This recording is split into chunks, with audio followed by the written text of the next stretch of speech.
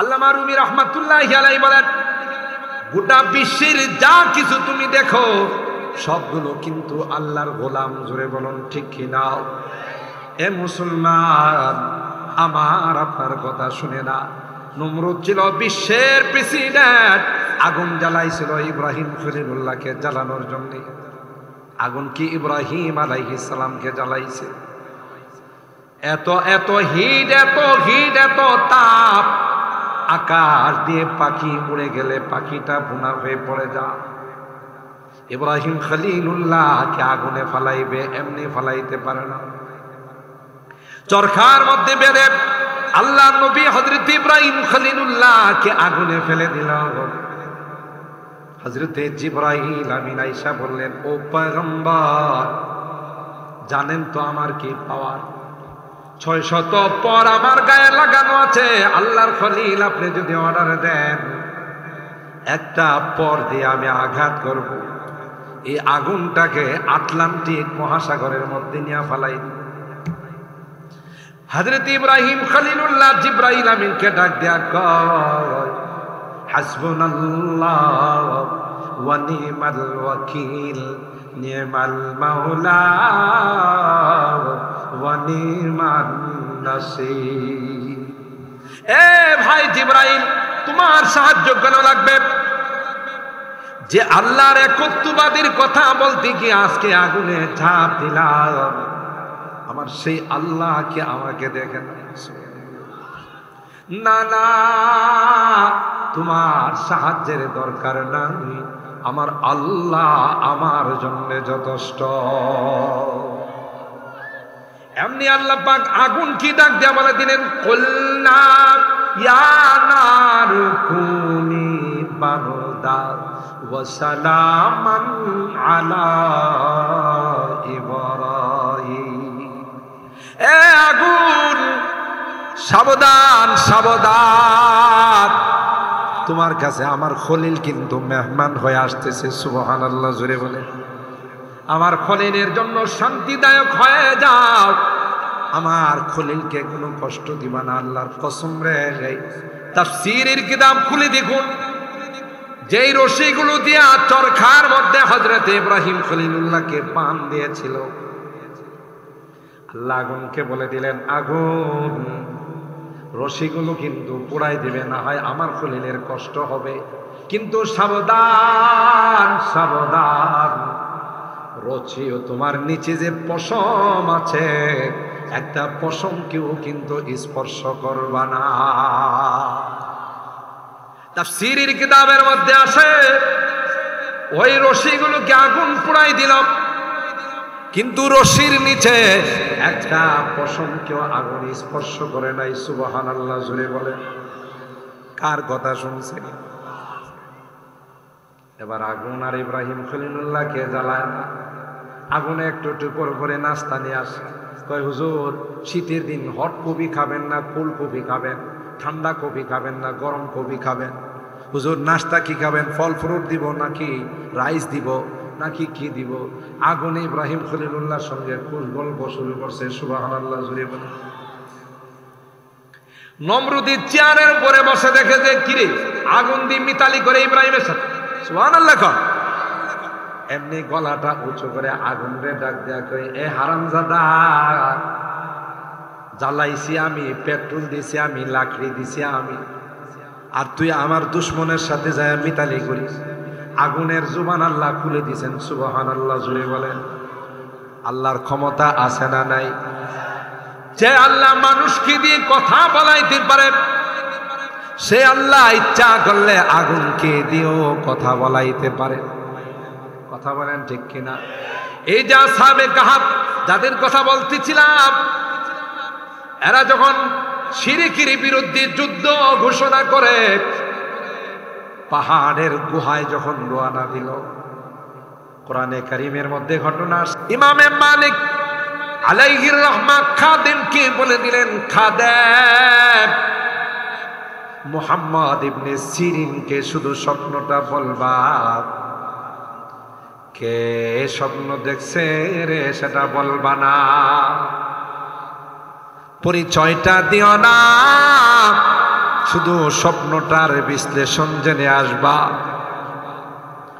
মুহাম্মদ ইবনে সিরিন এত বড় পাকা মানুষ ছিলেন, এত বড় আল্লাহওয়ালা ছিলেন, যখন খাদেম যায় কয় মদিনার একজন মানুষ আজরাইল আলাইহিস সালামকে স্বপ্ন দেখছে, তিনি তার হায়াত সম্পর্কে জিজ্ঞাসা করেছিলেন যে আমি উমরা করতে যাব মক্কায়, ও ভাই ফেরত আসতে পারবো কিনা, আমার হায়াত আর কতটুকু আছে বলে দাও।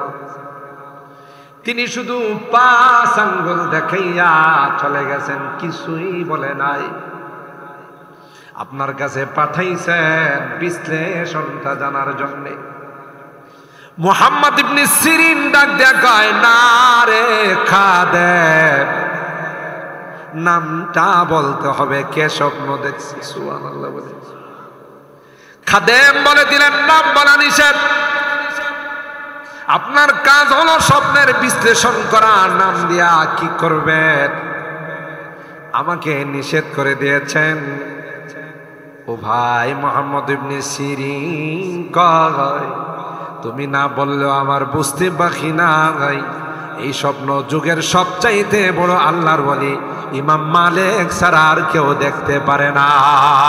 আল্লাহু আকবার বলে। আজরাইলকে স্বপ্ন দেখা এটা কোনো চারটিখানি কথা নয়, এটা কোনো জেনতেন মানুষ দেখতে পারে না। সুতরাং তুমি বলো আর না বলো, স্বপ্নটা ইমাম মালিক দেখছে। খাদেম অবাক, বাপরি বাপ, কার কাছে আইলাম? তখন মুহাম্মদ ইবনে সিরিন বলে দিলেন, ইমাম মালিককে আমার সালাম জানায় আর বলে দিও রে আজরাইল আলাইহিস সালাম এই 5 আঙ্গুল দিয়ে ইশারা করেছে, ভাই তুমি এমন একটা প্রশ্ন আমাকে করলা যে প্রশ্ন আমি জানবো দূরের কথা। 5টি জিনিস এমন রে যে 5টি জিনিস আল্লাহ ছাড়া পৃথিবীর কেউ জানে না। ইন্নাল্লাহা ইনদাহু ইলমুস সাআ, কিয়ামত কখন হবে, কার হায়াত কখন শেষ হয়ে যাবে, এটা একমাত্র কে জানে। কোন নবীদের কেউ আল্লাহ জানেন নাই। আজরাইল গো ভাই, তুমি মনে করছো এই মন্ত্রণালয়ের মন্ত্রী আমি জানি না রে, না। গোটা বিশ্বের মানুষের রূহগুলো একটা প্লেটের মতো আমার সামনে উপস্থিত থাকে। সুবহানাল্লাহ বলে। যখন যার হায়াত শেষ হয়ে যায় তখন তার রূহ বরাবর হলুদ বাতি জ্বলে উঠে, তখন নাম ঠিকানা নিয়ে আমার সহচর যারা আছে তাদেরকে ওখানে পাঠায়। এর 1 সেকেন্ড আগে আমিও জানি না। দেখছে, ইন্নাল্লাহা ইনদাহু ইলমুস সাআ, কিয়ামত কখন হবে এটা আল্লাহ ছাড়া পৃথিবীর কেউ জানে না। হ্যাঁ, তার আগে কিছু নিদর্শন, সিমটম, আলামত আছে। ওয়ায়ুনাজ্জিলুল গায়ব, বৃষ্টি কখন হবে কেউ জানে না, সবাই জানে শীতের দিন বৃষ্টি হয় না, মুষলধার বৃষ্টি হয়ে গেছে। কথা কয় না, বৃষ্টি বাতাস। অনেক এলাকায় মানুষ মারা গেছে, অনেক এলাকায় গাছপালা পড়ে গেছে। এটা তো সাধারণত এই সিজনের মধ্যে হয় না। কথা কয় না, কিন্তু আল্লাহ অর্ডার দিলে হয় না, হয় না। কিন্তু আমার দেশে কিছু জ্ঞান পাপী আছে, দেখবেন দুর্যোগ আসলে এরা কয় যে নিম্নচাপ, উচ্চচাপ, মধ্যচাপ। কথা বলেন ঠিক কিনা? সমুদ্র বলে চাপ মারছে, কথা কয় না। পানিরে সমুদ্র চাপ মারছে, পানি আর যাইব কই, পানি উঠে গেছে। পাগল ছাগল কোথাকার, কথা বলেন ঠিক কিনা? মানে কি জানেন? এই যে দেখবেন মাঝে মধ্যে ভূমিকম্প হলে পরের দিন দেখবেন বিভিন্ন মিডিয়াতে, ইলেকট্রনিক্স মিডিয়া বলেন, প্রিন্টিং মিডিয়া বলেন, সবগুলোতে লেখে যে আমাদের দেশটা প্লেনের মাঝখানে। এই জন্য মাঝে মধ্যে জমিন একটু নাড়াচাড়া করলে, অনেকদিন আগে তো আল্লাহ এগুলো সেট আপ দিছে, এখন মাল মশলা সব ক্ষয় হয়ে গেছে, এই জন্য এখন জমিন নাড়াচাড়া করে। নাউজুবিল্লাহ কর। এগুলোর দিকে কোনোদিন কর্ণপাত করবেন না, সবগুলো আল্লাহর গোলাম। কথা বলেন ঠিক কিনা? কোনো কিছুই, ঘূর্ণিঝড় বলেন, সাইক্লোন বলেন, অতিমাত্রার গরম বলেন, অতিমাত্রার শীত বলেন, যত বিপদ আপদ যত কিছু হয় সবগুলো কারো অর্ডার হয়। আল্লাহ কি তোর মতো রাস্তা করতে গিয়া রডের পরিবর্তে বাঁশ দিয়ে বানাইছে? কথা কয় না? তুই তো বেটা রাস্তা বানাস, যেদিন বানাস এর আগের দিনই বাংলা শুরু হয়। কথা কি খারাপ বললাম? এত মজবুত করে রাস্তা বানায়, আর ওই বেটারের বা 2 সাল লাভ কি? সামনে নির্বাচন আসতেছে, দুষ্ট সব আমাগো।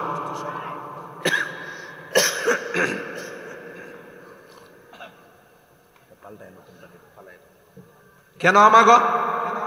রাগ করেন না, আমরা জনগণ খারাপ হয়ে গেছি, জন্য আমাদের প্রতিনিধিরা খারাপ হয়ে গেছে। কৌজোর এটা আবার কেমনে? নির্বাচন আসলে একটা ভোট যে কয়জনের কাছে বিক্রি করি তার কোনো হিসাব আছে?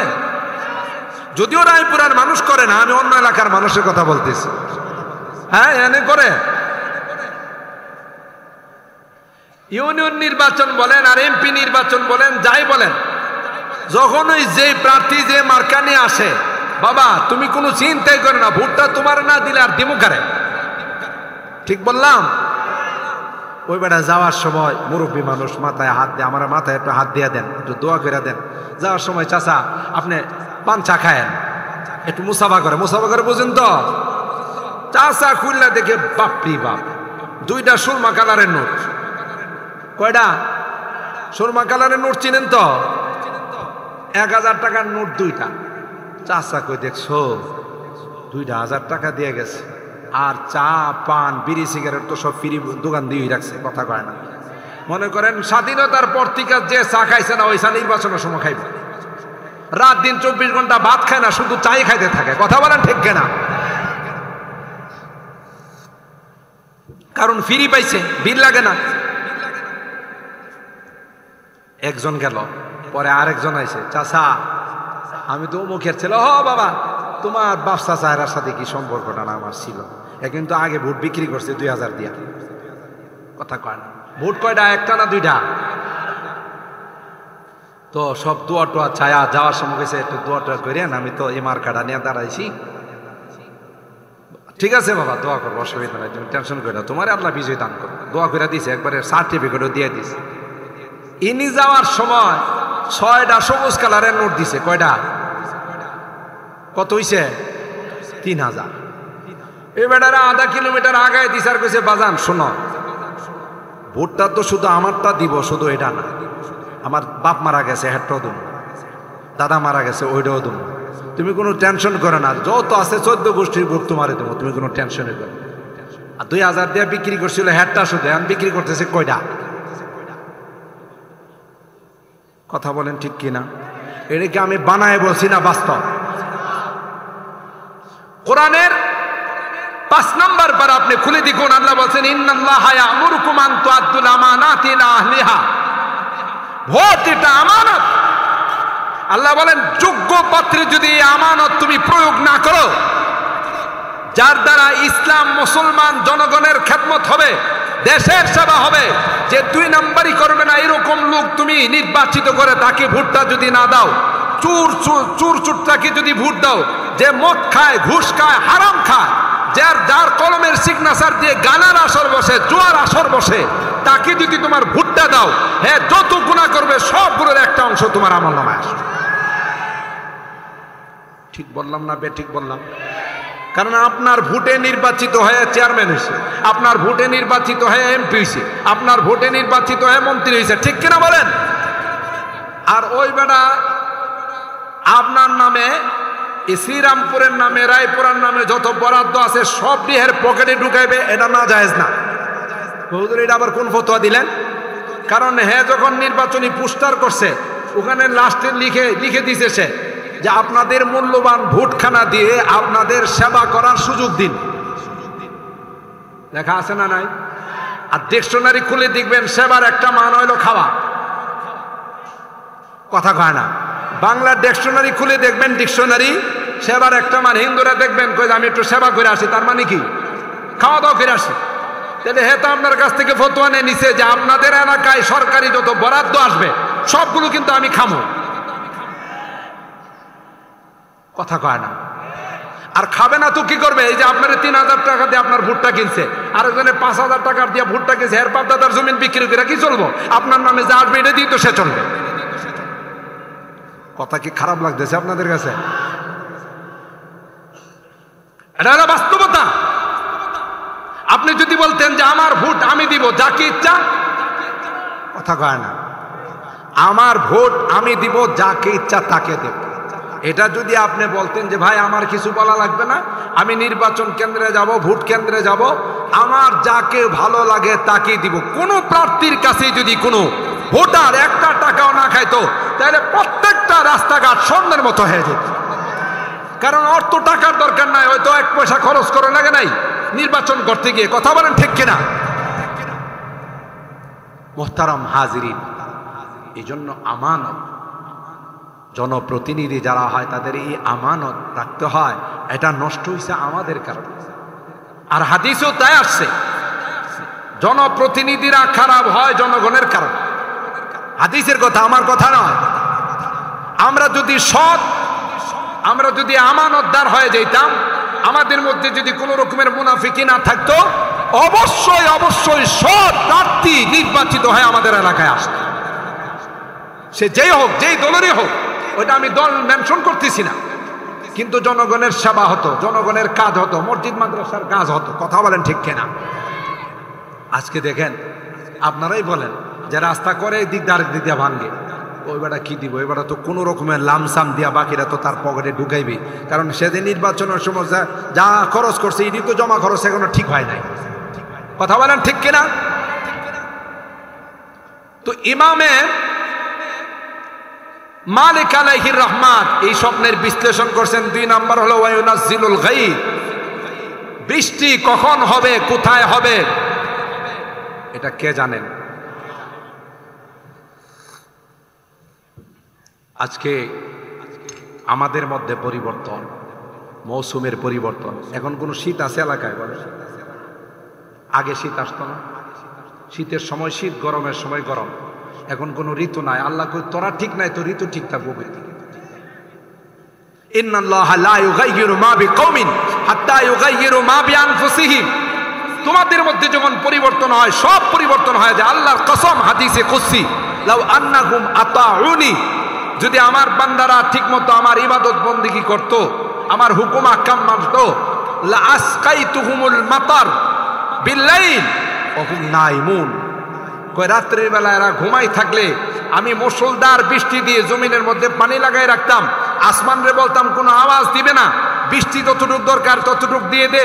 সকালবেলা ঘুম থেকে উঠতে দেখতো রাস্তাঘাট শুকাই রইছে। এখন কি এরকম হয়? বাপরে বাপ, বৃষ্টি যদি 2 ফোঁটা পরে 2 লক্ষ ডাক দেয়। কথা কয় না? আসমানের গর্জন, বজ্রপাতে পুরা এলাকা অস্থির হয়ে যায়। কেন? আমরা ঠিক না, এই জন্য সব বেঠিক হয়ে গেছে। যাই হোক, বৃষ্টি কার কথা শুনি? দেখবেন কখনো কখনো রেল লাইনের এই পাশে বৃষ্টি আছে, ওই পাশে বৃষ্টি নেই। কার অর্ডারে? সব কিছু আল্লাহর অর্ডারে চলে। আবু আতিশ খাকো বাদ বান্দা পেশে মাতু মুর্দাবা হক জিন্দা। আল্লামা রুমি রহমাতুল্লাহি আলাইহি বলেন, গোটা বিশ্বের যা কিছু তুমি দেখো সবগুলো কিন্তু আল্লাহর গোলাম। জোরে বলুন ঠিক কিনা? এ মুসলমান, আমার আপনার কথা শুনে না। নমরুদ ছিল বিশ্বের প্রেসিডেন্ট, আগুন জ্বালাইছিল ইব্রাহিম খলিলুল্লাহকে জ্বালানোর জন্য। আগুন কি ইব্রাহিম আলাইহিস সালামকে জ্বালাইছে? এত এত হিট, এত হিট, এত তাপ, আকাশ দিয়ে পাখি উড়ে গেলে পাখিটা ভুনা হয়ে পড়ে যায়। ইব্রাহিম খলিলুল্লাহকে আগুনে ফালাইবে, এমনি ফালাইতে পারে না। চরখার মধ্যে বেঁধে আল্লাহ নবী হযরত ইব্রাহিম খলিলুল্লাহকে আগুনে ফেলে দিল। হযরতে জিবরাইল আমিন আয়েশা বললেন, ও পয়গম্বর, জানেন তো আমার কি পাওয়ার? 600 পর আমার গায়ে লাগানো আছে। আল্লাহর খলিল, আপনি যদি অর্ডার দেন একটা পর দিয়ে আমি আঘাত করব, এই আগুনটাকে আটলান্টিক মহাসাগরের মধ্যে নিয়ে ফালাই দিব। হযরত ইব্রাহিম খলিলুল্লাহ জিবরাইল আমিনকে ডাক দেয়া কয়, হাসবুনাল্লাহ ওয়া নি'মাল ওয়াকিল, নি'মাল মাওলা ওয়া নি'মান নাসির। এ ভাই জিবরাইল, তোমার সাহায্য কেন লাগবে? যে আল্লাহর একত্ববাদীর কথা বলতে গিয়ে আজকে আগুনে ঝাঁপ দিলাম, আমার সেই আল্লাহকে আমাকে দেখেন না। না, তোমার সাহায্যের দরকার নাই, আমার আল্লাহ আমার জন্য যথেষ্ট। এমনি আল্লাহ পাক আগুন কি ডাক দিয়া বলে দিলেন, কুলনা ইয়া নারু কুনি বারদা ওয়া সালামান আলা ইব্রাহিম। এ আগুন, সাবধান সাবধান, তোমার কাছে আমার খলিল কিন্তু মেহমান হয়ে আসতেছে। সুবহানাল্লাহ, জোরে বলে। আমার খলিলের জন্য শান্তিদায়ক হয়ে যাও, আমার খলিলকে কোনো কষ্ট দিবা না, আল্লাহর কসম রে। তাফসীরের কিতাব খুলে দেখুন, যেই রশিগুলো দিয়া চরখার মধ্যে হযরত ইব্রাহিম খলিলুল্লাহকে বান দিয়েছিল, আল্লাহ আগুনকে বলে দিলেন, আগুন রশিগুলো কিন্তু পুড়াই দিবে, না হয় আমার খলিলের কষ্ট হবে, কিন্তু সাবধান সাবধান, রশিও তোমার নিচে যে পশম আছে, একটা পশমকেও কিন্তু স্পর্শ করবা না। তাফসীরের কিতাবের মধ্যে আসে, ওই রশিগুলোকে আগুন পুড়াই দিল, কিন্তু রশির নিচে একটা পশমকেও আগুন স্পর্শ করে নাই। সুবহানাল্লাহ, জোরে বলে। কার কথা শুনছেন? এবার আগুন আর ইব্রাহিম খলিলুল্লাহকে জ্বালায় না, আগুনে একটু টুকর করে নাস্তা নিয়ে আসে। কয়, হুজুর শীতের দিন হট কফি খাবেন না কোল্ড কফি খাবেন, ঠান্ডা কফি খাবেন না গরম কফি খাবেন? হুজুর নাস্তা কি খাবেন, ফল ফ্রুট দিব নাকি রাইস দিব নাকি কি দিব? আগুনে ইব্রাহিম খলিলুল্লাহর সঙ্গে গল্প শুরু করছে। সুবহানাল্লাহ, জুড়ে বলে। নমরুদি চেয়ারের উপরে বসে দেখে যে কিরে আগুন দিয়ে মিতালি করে ইব্রাহিমের সাথে। সুবহানাল্লাহ। এমনি গলাটা উঁচু করে আগুন রে ডাক দেয়া করে, এ হারামজাদা, জ্বালাইছি আমি, পেট্রোল দিছি আমি, লাকড়ি দিছি আমি, আর তুই আমার দুশ্মনের সাথে যায় মিতালি করিস। আগুনের জুবান আল্লাহ খুলে দিছেন। সুবহানাল্লাহ, জুড়ে বলেন। আল্লাহর ক্ষমতা আছে না নাই? যে আল্লাহ মানুষকে দিয়ে কথা বলাইতে পারেন, সে আল্লাহ ইচ্ছা করলে আগুনকে দিয়েও কথা বলাইতে পারে। কথা বলেন ঠিক কিনা? এই যে আসহাবে কাহাফ যাদের কথা বলতেছিলাম, এরা যখন শিরকের বিরুদ্ধে যুদ্ধ ঘোষণা করে পাহাড়ের গুহায় যখন রওনা দিল, কোরআনে কারিমের মধ্যে ঘটনা আসছে রে, আল্লাহ পাক এই ঘটনা কোরআনে কারিমে বারবার বর্ণনা করেছে। এদের সঙ্গে একটা কুকুর রওনা দিল, ওই যুবকরা ডাক দেয়া কয়, এক কুকুর, আমরা তো ঈমান রক্ষা করার জন্য পাহাড়ের গুহায় আশ্রয় নিচ্ছি, তুই কি জন্য আমাদের সঙ্গে রওনা দিল? আল্লাহর কসম, তাফসীরের কিতাব খুলে দেখুন, ওই কুকুরের জুবান আল্লাহ পাক খুলে দিলেন। সুবহানাল্লাহ। কুকুরটা তখন ওই 7 জন যুবককে ডাক দেয়া কয়, আমার উহিব্বু আহবাবাল্লাহ।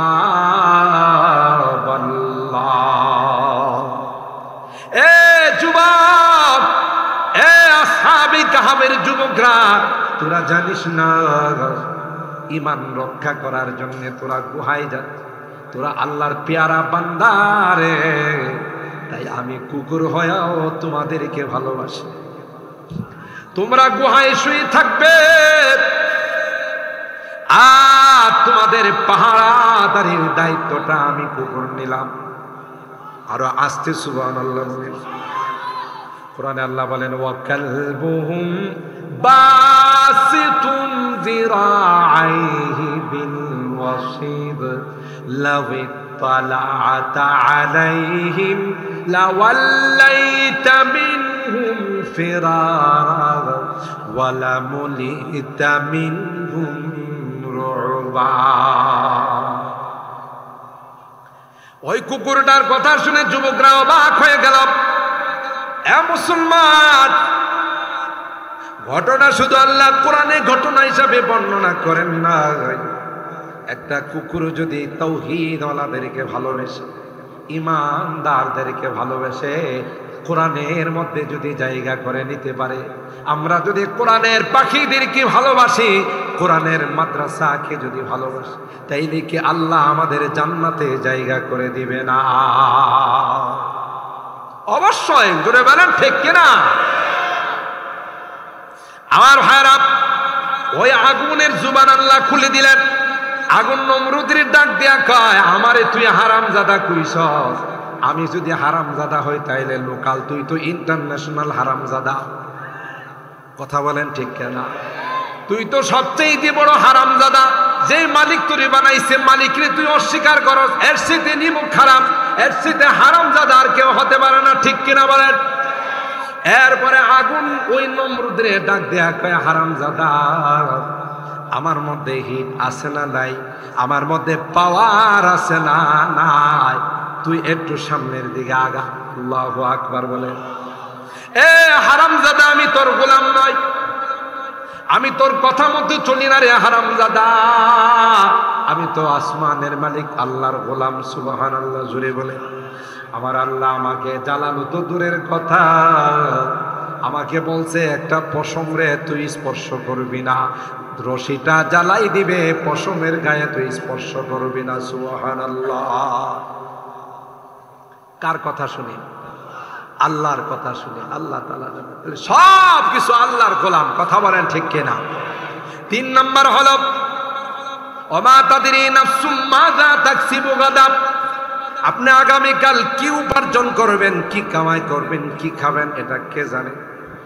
আপনি বাজার সদাই করছেন, ছোট মাছ বাজার থেকে কিনে নিয়ে আসছেন, দেশি মুরগি নিয়ে আসছেন, সুন্দর করে পাকাইছে, টেবিলে খানা নিয়ে বসছেন। এমনি আপনার এক বন্ধু এসে কয়, এ বন্ধু কই? ওই ঘরে খাইতে বসে, আসো। আরে খাওয়া দাওয়া করিনি, পরে খাওয়া দাওয়া করে টান দিয়া তোমারে বাইকের মধ্যে ওটাই ফেলাইছে, মোটর সাইকেলে ওটাই দেখা গেল নিয়া রায়পুরা শহরের মধ্যে, নরসিংদী শহরের মধ্যে একটা ওই কমিউনিটি সেন্টারের মধ্যে ভালো একটা হোটেল উঠে খাবো, আজকে তোমারে নিয়ে খাবো, এই জন্য তোমার ওটাই নিয়ে আসা। তাহলে কি খাবেন, কোথায় খাবেন, এটা কে জানে? আরো জোরে বলেন কে? ওমা তাদরি নাফসুম বিআইয়ি আরদিন তামুত। বাচ্চাটা মার পেটে ছেলে নামে, বাচ্চাটা কনসেপ্ট করার আগে কে জানে? এখন যদিও ডাক্তাররা অনেক পরে রিপোর্ট দেয় ছেলে হবে না মেয়ে হবে, তারপরেও কিন্তু ডাক্তাররা বলে দে ভাই এটা কয়েন না, আবার উল্টা হইতে পারে। কথা কয় না? তাহলে মার পেটে বাচ্চাটা ছেলে না মেয়ে, এটা একমাত্র কে জানে? 5 নম্বর হলো তুমি কোন জমিনে মারা যাইবা, কোথায় তোমার মৃত্যু হবে, কখন মৃত্যু হবে, এটা একমাত্র কে জানে? বাংলাদেশের মানুষ মালয়েশিয়া মারা যায় না, যায় না, ইন্দোনেশিয়া মারা যায় না, যায় না, সৌদি আরব, কুয়েত, কাতার মারা যায় না, যায় না। মুফাসসিরিন ইকরাম যেই আয়াত পড়ে, যেই দোয়া পড়ে আমরা মানুষকে দাফন করি মাটি দিয়ে, মিনহা পড়ুন আমার সঙ্গে, মিনহা খলাকনাকুম ওয়া ফিহা নুঈদুকুম ওয়া মিনহা নুখরিজুকুম তারাতান উখরা। মুফাসসিরিন ইকরাম এই আয়াতের তাফসীরের মধ্যে লিখেন, আল্লাহ বলতেছেন এই মাটি দ্বারা তোমাকে বানাইছি, আবার এই মাটির মধ্যে তোমাকে আমি দাফন করাবো, আবার এই মাটির থেকে পুনরায় তোমাকে আমি উত্থান করব। সুবহানাল্লাহ।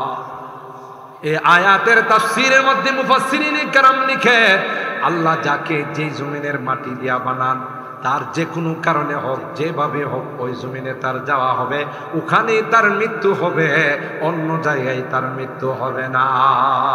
সুবহানাল্লাহ বলেন।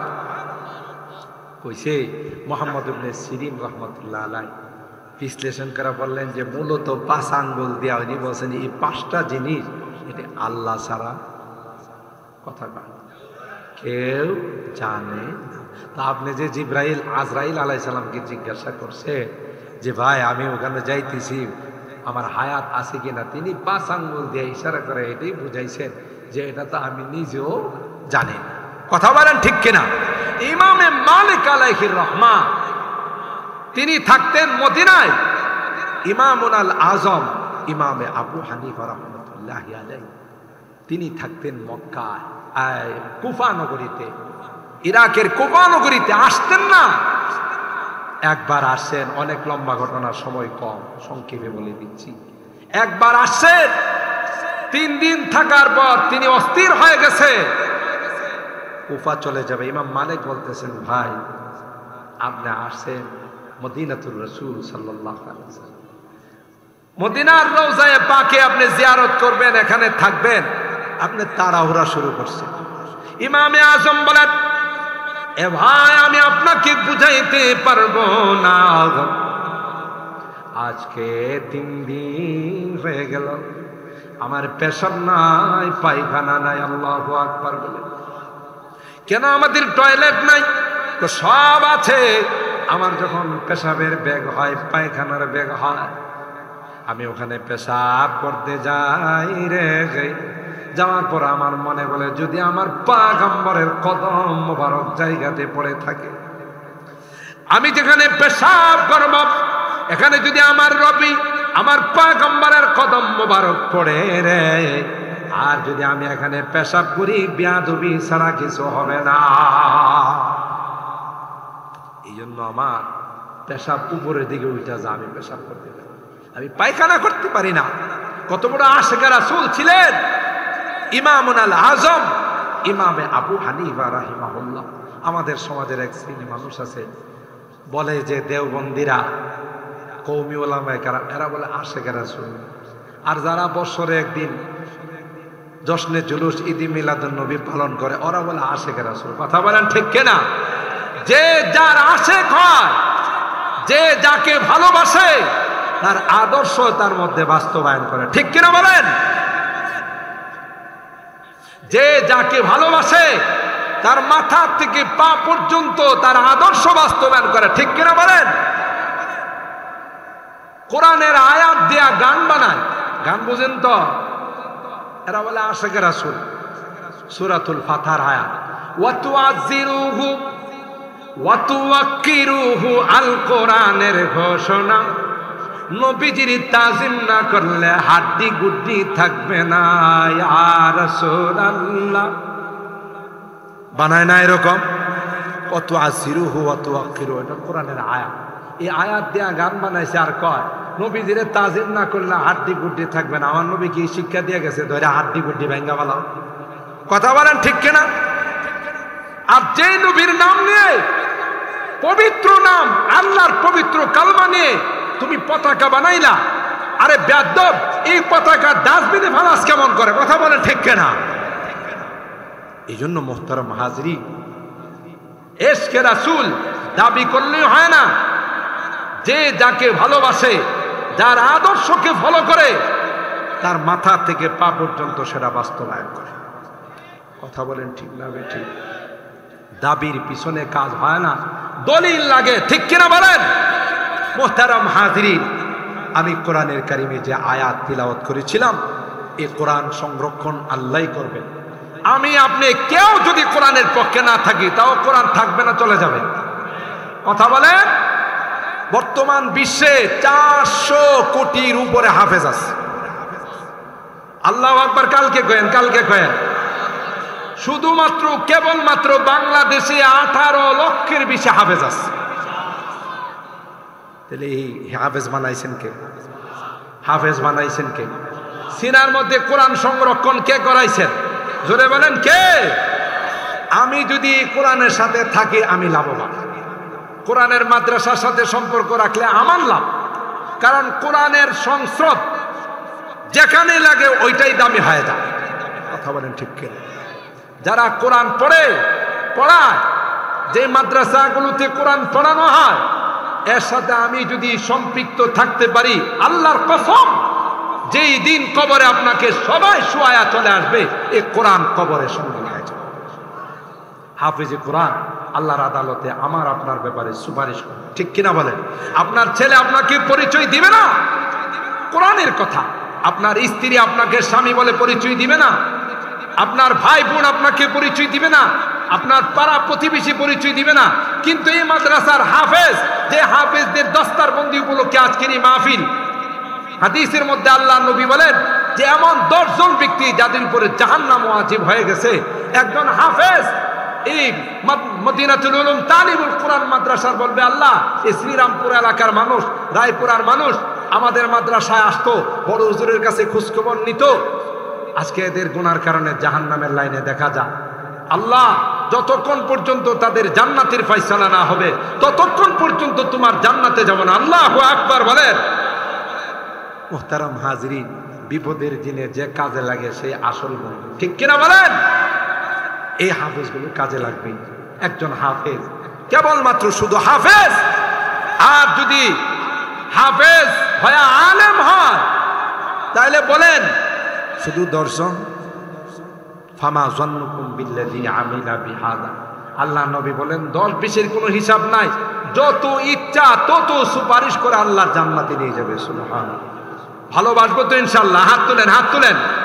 আমরা আজীবন এই কোরআনের মাদ্রাসাগুলোকে, নায়েবে রাসূলদেরকে, কোরআনের পাখিদেরকে ভালোবাসবো ইনশাআল্লাহ বলেন। সাধ্য অনুযায়ী এখানে আমরা যোগাযোগ রাখবো, মহব্বত রাখবো, ঠিক কিনা বলেন? আল্লাহ কবুল করেন, আমিন বলেন।